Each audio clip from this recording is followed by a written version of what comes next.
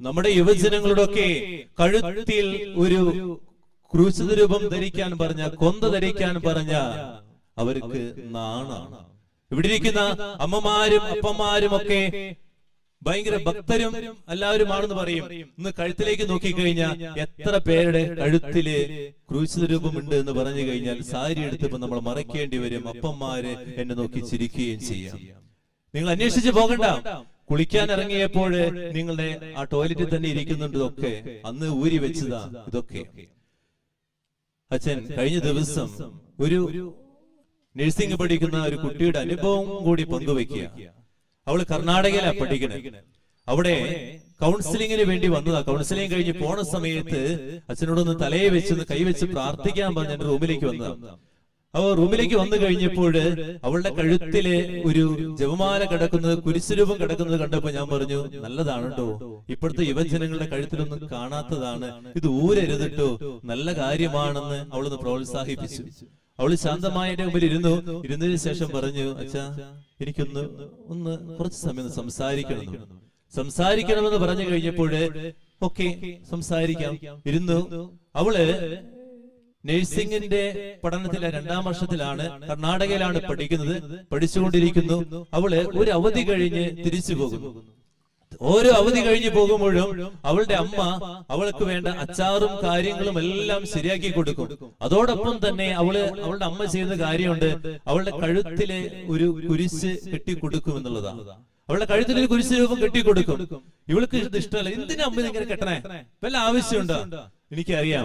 ഓരോ തവണയും കെട്ടുന്നത് അവള് ഊരിക്കളയുന്നു. അമ്മ ഇങ്ങനെ കെട്ടിക്കൊണ്ടിരിക്കുന്നു.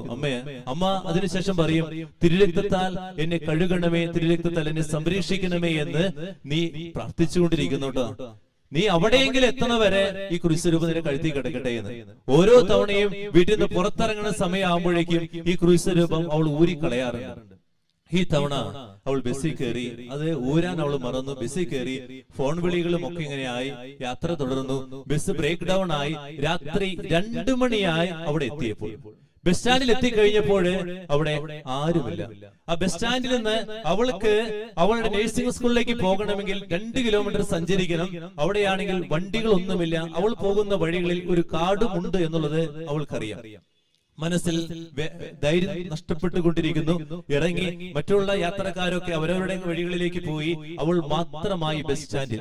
ഈ ബസ് സ്റ്റാൻഡിൽ നിൽക്കുന്ന സമയത്ത് കുറച്ചു കഴിഞ്ഞപ്പോൾ കുറച്ച് ചെറുപ്പക്കാർ ആ വഴിയിലൂടെ നടക്കാൻ പോയി. സംസാരിക്കാൻ തുടങ്ങി. ഇവൾക്ക് പേടിയായി തുടങ്ങി. ഇവൾ പതുക്കെ ബാഗ് എടുത്ത് മുന്നോട്ട് നടക്കാൻ തുടങ്ങി. പതുക്കെ ബാഗ് എടുത്ത് മുന്നോട്ട് നടന്നു. വീണ്ടും ആ ചെറുപ്പക്കാർ പിന്നാലെ വന്നു. അത് കഴിഞ്ഞപ്പോൾ ഇവള് വേറൊരു സ്ഥലത്തേക്ക് വെളിച്ചം കണ്ടു. ഒരു വണ്ടി വരുന്നത് കണ്ടു. വെളിച്ചം കണ്ടപ്പോൾ ഈ യുവാക്കള് മാറുകയാണ്. ഇവൾ ഓടി മുമ്പിലേക്ക് ഓടി. ഇവള് കുറെ അങ്ങോട്ട് ഓടി കഴിഞ്ഞപ്പോഴേക്കും പിന്നെ ഒരു ബൈക്കിനായി ചെറുപ്പക്കാര് പിന്നാലെ വരാൻ തുടങ്ങി. ഇവളുടെ ജീവിതം ആകെ നഷ്ടപ്പെട്ടു പോയെന്ന് പറഞ്ഞു. ഈ കാടിന്റെ അരികിലേക്ക് എത്തിക്കഴിഞ്ഞു. ആരും രക്ഷപ്പെടുത്താനില്ല, ആരും അവളെ സഹായിക്കാനില്ല. എന്ത് ചെയ്യുമെന്ന് ഇങ്ങനെ പ്രതീക്ഷിച്ച് നിൽക്കുന്ന സമയത്താണ് വീണ്ടും ഒരു വണ്ടി വരുന്നു. കാറിൽ ലൈറ്റ് കണ്ടു, കൈ കാണിച്ചു. കാർ നിർത്തിയില്ല. ഇവൾ ഓടി അതിനുശേഷം കാട്ടിലേക്ക് ഓടിക്കേറുകയാണ്. കാട്ടിലേക്ക് ഓടിക്കേറിയതിനു ശേഷം അങ്ങ് അകലെ ഈ കാടിന്റെ അരികിൽ ഇങ്ങനെ പോയിരുന്നു.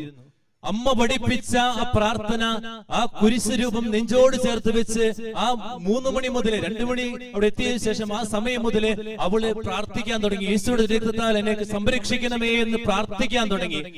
കാരണം ഈ വ്യക്തികളുടെ കയ്യിൽ കിട്ടുക എന്റെ ജീവിതം നഷ്ടപ്പെട്ടു എന്ന് അവൾക്ക് മനസ്സിലായി. ആ രാത്രി ഭയപ്പാടും അതുപോലെ തന്നെ വേദനകളും സഹിച്ച് എനിക്ക് വിശ്വാസമില്ലാത്ത ആ കുരിശിന്റെ രൂപം നെഞ്ചോട് ചേർത്ത് വെച്ച് അമ്മ പഠിപ്പിച്ച പ്രാർത്ഥന ഞാൻ ഓർത്തെടുത്ത് ആ നിമിഷം രാത്രി മുഴുവൻ ഇരുന്ന് ഞാൻ അവിടെ പ്രാർത്ഥിച്ചു. അച്ഛാ, ആ രാത്രി വെളുക്കുന്നത് വരെ ഞാൻ കണ്ണടച്ച് പ്രാർത്ഥിച്ചു കഴിഞ്ഞപ്പോൾ വെളുപ്പിനെ ഞാൻ കണ്ണു തുറന്നപ്പോൾ ഞാൻ സംരക്ഷിക്കപ്പെട്ടിരിക്കുക, ഞാൻ അനുഗ്രഹിക്കപ്പെട്ടിരിക്കുക. എന്റെ ജീവിതം കർത്താവ് അനുഗ്രഹിച്ചു. നെഞ്ചോട് ചേർത്ത് വെച്ച് യേശുവിന്റെ തിരുരക്തത്താൽ കഴുകണമേ എന്ന് പ്രാർത്ഥിക്കുന്ന ആ വ്യക്തിയുടെ ജീവിതത്തിന്റെ നൊമ്പരങ്ങളെ കർത്താവ് അനുഗ്രഹിക്കുമെന്നുള്ളത് ഉറപ്പാണ്. കർത്താവ് അവന്റെ കൂടെയുണ്ടാകും. ഏത് പ്രതിസന്ധിയിലും ഏത് വേദനകളിലും ആര് എന്നെ കൈവിട്ട് കഴിഞ്ഞാലും നെഞ്ചിൽ ചേർത്ത് വെച്ചുകൊണ്ട് നീ ആ ക്രൂശിതരൂപം ചേർത്ത് വെച്ച് പ്രാർത്ഥിക്കുകയാണെങ്കിൽ ഓർത്തുകൊള്ളുക, ആ കുരിശിലെ കർത്താവിന് നിന്റെ ഹൃദയം മറക്കാൻ പറ്റുകയില്ല എന്ന് മനസ്സിലാക്കുക. ആ നെഞ്ചിടിപ്പ് ദൈവത്തിന്റെ കുരിശിലെ നെഞ്ചിടിപ്പുമായി ചേരും. അവിടെ സ്നേഹത്തിന്റെ അനുഗ്രഹം ഒഴുകും എന്നുള്ളതാണ് നമ്മൾ മനസ്സിലാക്കേണ്ടത്. ഞാൻ ജീവിതത്തിൽ സഹനങ്ങൾ ഏറ്റെടുക്കുമ്പോൾ ആ സഹനങ്ങള് ദൈവത്തിന്റെ തിരുകുരിശിൽ ചുംബിക്കുന്നതാണെന്ന് മനസ്സിലാക്കുക. എന്റെ സഹന നിമിഷത്തില് എന്റെ നെഞ്ചും എന്റെ ക്രിസ്തുവിന്റെ ഹൃദയവും ചേരുമ്പോൾ അവിടെ അനുഗ്രഹത്തിന്റെ നിമിഷം ഉണ്ടാകുമെന്ന് ഉറപ്പാക്കുക. അപ്പോൾ നിങ്ങളുടെ ജീവിതം അനുഗ്രഹദായകമാകും. പ്രാർത്ഥിക്കാം. ദൈവം നിങ്ങളെ അനുഗ്രഹിക്കട്ടെ.